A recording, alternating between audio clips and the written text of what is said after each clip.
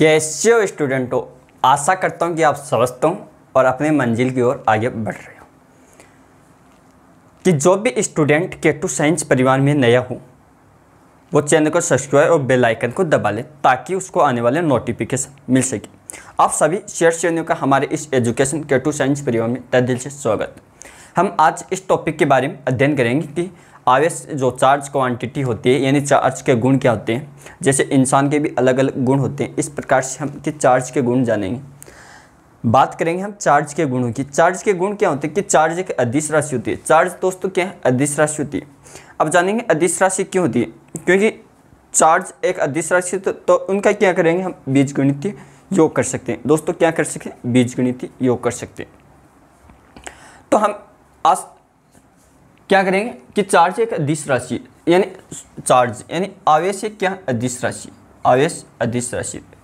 अब आवेश अदिश राशि होगी तो दोस्तों क्या हो गया इस, अब एक एक पॉइंट के बारे में अध्ययन से लिखेंगे। यानी पहले पॉइंट यानी चार्ज एक अदिश राशि, अदिश राशि होगी तो इसमें क्या है यानी किसी निकाय में उपस्थित, मान लो कोई निकाय है दोस्तों, मान लो ये निकाय है, इसमें Q1 Q2 यानी Q3 Q4 ये आवेश मान लो, ये निकाय के आवेश Q1 Q2 Q3, इसमें टोटल आवेश कितना होगा। तो हम क्या करेंगे यानी टोटल आवेश यानी इसको क्या बोलते हैं सम ऑफ द टोटल आवेश, इसको सिग्मा इसको सम से दर्शाते हैं। अब क्या दोस्तों इसमें क्या Q1 यानी बीजगणितीय योग कर दो सीधा सीधा, और Q3 ये माइनस तो माइनस लो, ये प्लस है तो प्लस Q3। तो क्या करेंगे यानी किसी निकाय में क्या कि आवेश एक अदिश राशि है, आवेश एक अदिश राशि है, अदिश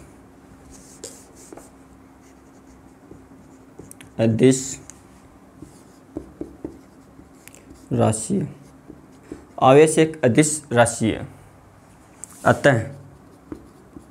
अतः किसी निकाय में उपस्थित किसी निकाय में उपस्थित कुल आवेशों का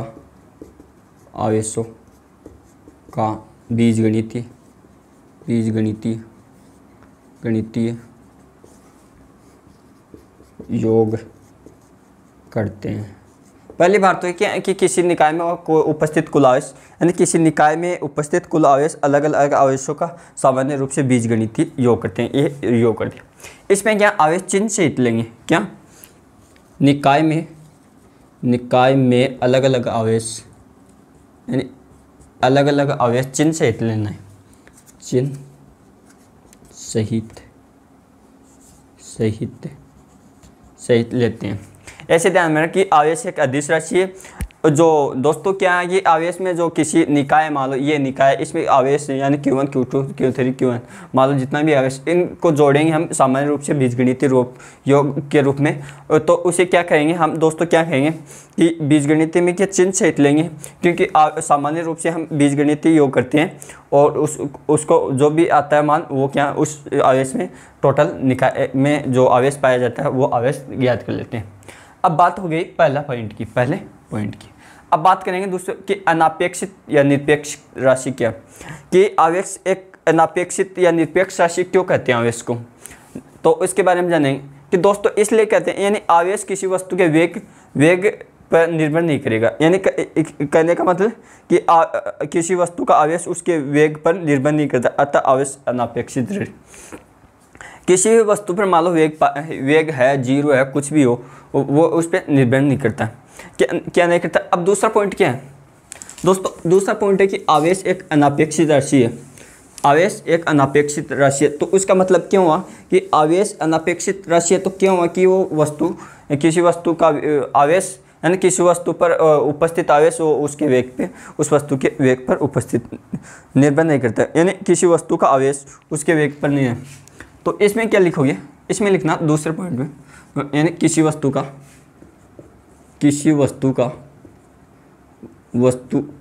पर आवेश उस वस्तु के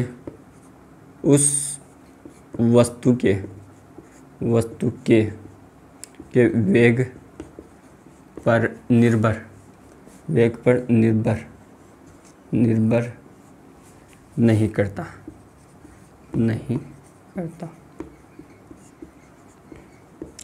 अब क्यों कहते हैं कि किसी वस्तु निरपेक्ष या अपेक्षित राशि, क्यों कहेंगे? क्योंकि ये वस्तु के वेग पे निर्भर नहीं करेगा। क्यों कहेंगे दोस्तों कि आवेश एक निरपेक्ष राशि या अनापेक्षित राशि है? क्यों है? तो किसी वस्तु के वेग पर निर्भर। एग्जाम में ये आएगा कि किसी वस्तु पर आवेश उस वस्तु के वेग पर निर्भर करता है कि नहीं करता है। तो आपको यहाँ क्या नहीं करता है ना? तो आपको क्वेश्चन ऐसे बना के देगा थ्योरेटिकल कि आवेश किसी वस्तु पर संभव जो आवेश होता है वो वस्तु के वेग पर निर्भर करता है, नहीं करता है, परिवर्तित होता है या नहीं होता है ना? तो ऐसे क्या आपको ऑप्शन बना के देगा, थ्योरेटिकल क्वेश्चन रहेगा उसमें। अब बात करेंगे आवेश संरक्षित राशि है कि आवेश एक संरक्षित राशि है। दोस्तों क्या है कि आवेश एक संरक्षित राशि। संरक्षित का मतलब यानी किसी वस्तु पर कुल आवेश क्या है, उसमें सभी का बीजगणित योग करते हैं हम दोस्तों।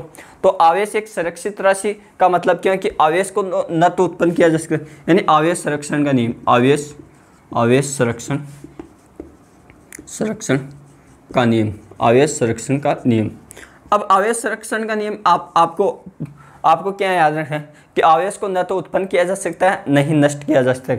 तो क्या लिखोगे कि आवेश को न तो उत्पन्न किया जा सकता है तथा नहीं नष्ट किया जा सकता है। अब मेरी बात सुनो, ऐसे सोचो कि हम ना तो इसे उत्पन्न भी नहीं कर सकते, नहीं नष्ट कर सकते, तो क्या कर सकते हैं? एक रूप से दूसरे रूप में बदला जा सकता है, यानी एक निकाय से दूसरे निकाय में, यानी दूसरे निकाय में परिवर्तित करें, यानी आवेश को एक रूप से दूसरे रूप में परिवर्तित करें। तो इसमें क्या, इसका अर्थ क्या निकला कि किसी विलगित निकाय में, किसी विलगित निकाय का कुल आवेश क्या होता है? एक नियत राशि होती है। तो इसमें क्या है कि आवेश संरक्षण से क्या निकला कि किसी विलगित निकाय का कुल आवेश सदैव नियत होता है, कि सदैव नियत होता है। आपको ये पूछेगा कि किसी विलगित निकाय में कितने आवेश नियत होता है, अपरिवर्तित होता है नहीं होता है? तो इसमें क्या निश्चित होता है, यानी कांस्टेंट मान होगा उसका, यानी निश्चित मान होगा, यानी नियत होगा, जो उसकी सदैव होता है, यह पूछेगा दोस्तों। अब बात करें क्वांटीकृत राशि। चौथा पॉइंट क्या है दोस्तों, ये लिख लेना, तीसरा पॉइंट भी। अब चौथा पॉइंट क्या है? चौथा पॉइंट है कि आवेश एक क्वांटीकृत राशि है। आवेश क्वांटीकृत राशि है। आवेश क्या है? क्वांटीकृत राशि, यानी किसी वस्तु पर संभव आवेश एक इलेक्ट्रॉन के आवेश के पूर्ण गुणज होता है। आपके ऐसे ध्यान रखना कि क्या रखोगे? चौथा पॉइंट, ये चौथा पॉइंट समझा रहा हूँ दोस्तों। चौथा पॉइंट कि आवेश एक क्वांटीकृत राशि है। आवेश एक क्वांटीकृत राशि है। अब देखो, एक आवेश एक क्वांटीकृत राशि, यानी किसी वस्तु पर संभव आवेश, किसी वस्तु पर संभव आवेश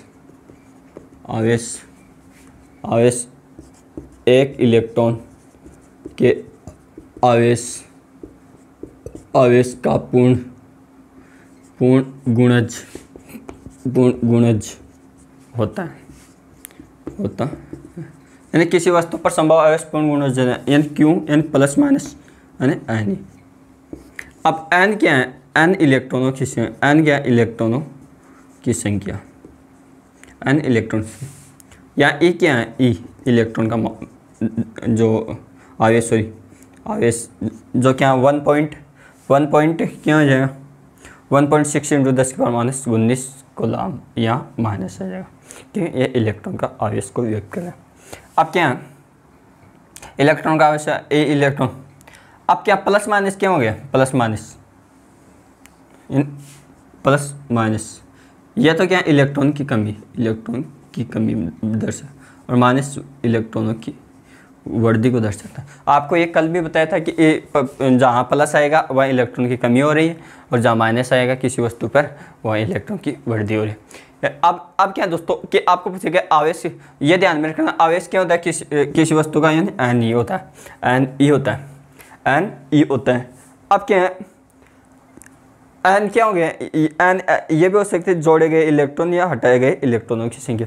एन को क्या लिख सकते हो कि जोड़े या हटाए गए इलेक्ट्रॉनों की संख्या, यानी जोड़े गए तथा हटाए गए इलेक्ट्रॉनों की संख्या को व्यक्त करता है। यह थी आवेश की क्वांटिक राशि कि आवेश क्या होता है, आवेश क्यों होता है और क्या होता है। यानी आवेश का वह सूक्ष्मतम भाग जिससे की सहायता से आवेश का स्थानांतर उसे क्या है, क्वांटा। अब बात करें क्वांटा क्या होता है, कि क्वांटा दोस्तों वो होता है कि आवेश का वह सूक्ष्मतम भाग जो कि आवेश को एक रूप से दूसरे रूप में जो कि हम दर्शाते हैं, व्यक्त करते हैं, परिवर्तित करते हैं, स्थानांतरित करते हैं, उसे क्वांटा करते हैं। क्वांटा एक आवेश ही है। क्वांटा क्या है, एक इलेक्ट्रॉन है। क्वांटा क्या है दोस्तों, यानी क्वांटा क्या है, जो इलेक्ट्रॉन यानी न्यूनतम संभव आवेश इलेक्ट्रॉन के आवेश के तुल्य होता है। किसी वस्तु पर क्या यानी जो आवेश न्यूनतम संभव होता है वो इलेक्ट्रॉन के आवेश के तुल्य होता है, यानी बराबर होता है दोस्तों। तो अतः हम क्या लिखें, अतः इलेक्ट्रॉन का आवेश का ही क्वांटा कहते हैं, यानी इलेक्ट्रॉन का आवेश ही क्वांटा कहते हैं। अब क्या दोस्तों कि आवेश के लिए इलेक्ट्रॉन का स्थानांतर सतत न होकर विविध होता है, कि आवेशों का स्थानांतरण क्या इलेक्ट्रॉनों के सतत न होता है कि विविध रूप में होता है। ये हमने जो फिजिकल एटम्स के बारे में पढ़ा था वहाँ भी यही बात पढ़ी कि आवेशों का स्थानांतरण विविध न होकर सतत होता है। हम जो हाइड्रोजन वक्र पढ़े थे वहाँ भी हमने इसकी चर्चा की थी दोस्तों। अब क्या है कि आवेश क्या किसी वस्तु पर आवेश निम्न सूत्र द्वारा ज्ञात कर सकते हैं। यानी किसी वस्तु पर मान लो आवेश ज्ञात करना तो ये सूत्र लगाओ, Q = plus minus N. Plus minus क्या इलेक्ट्रॉन की संख्या, एन यानी इलेक्ट्रॉन कितने जोड़े गए कितने हटाए गए उनके बारे में हम निकालें मान। ये इलेक्ट्रॉन का आवेश हो गया।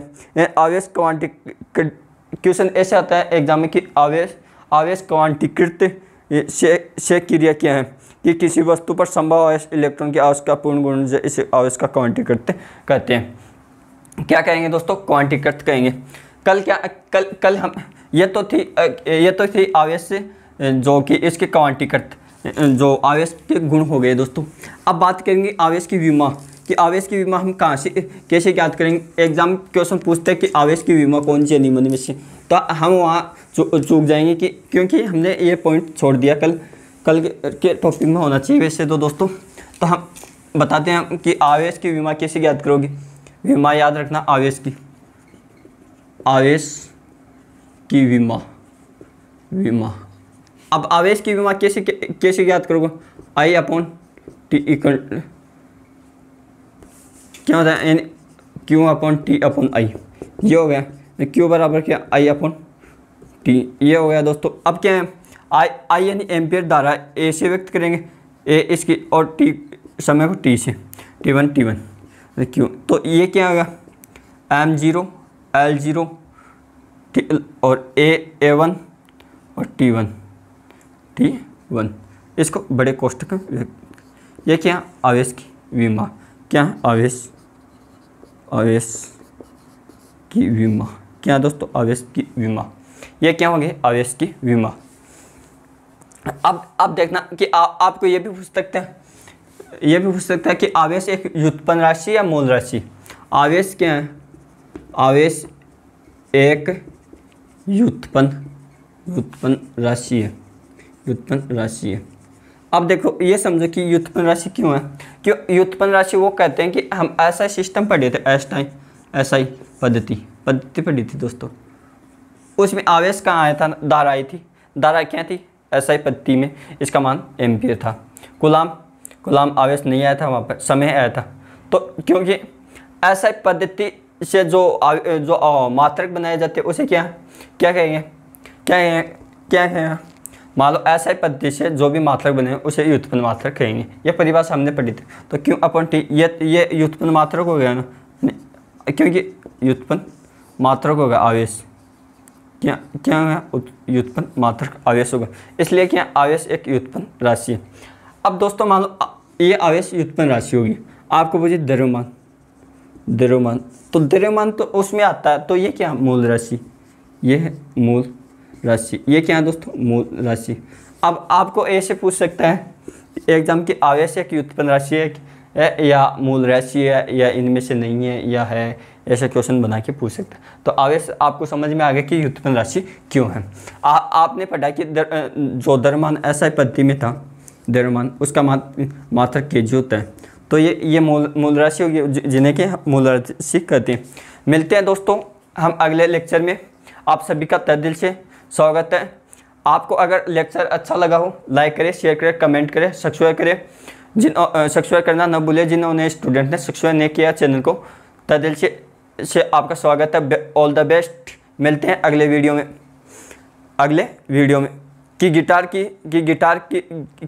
के तार टूट जाने से ये मतलब नहीं होता कि हम कल नहीं मिलेंगे, कि गिटार का तार टूट जाने से ये मतलब नहीं होता कि हम कल नहीं मिलेंगे, बस हम फेस टू फेस नहीं मिल सकते, इसलिए हम ऑफलाइन जब कोरोना ख़त्म होएगा तभी मिलेंगे, ऑफलाइन तभी मिलेंगे दोस्तों। Thank you, all the best. मिलते हैं कल।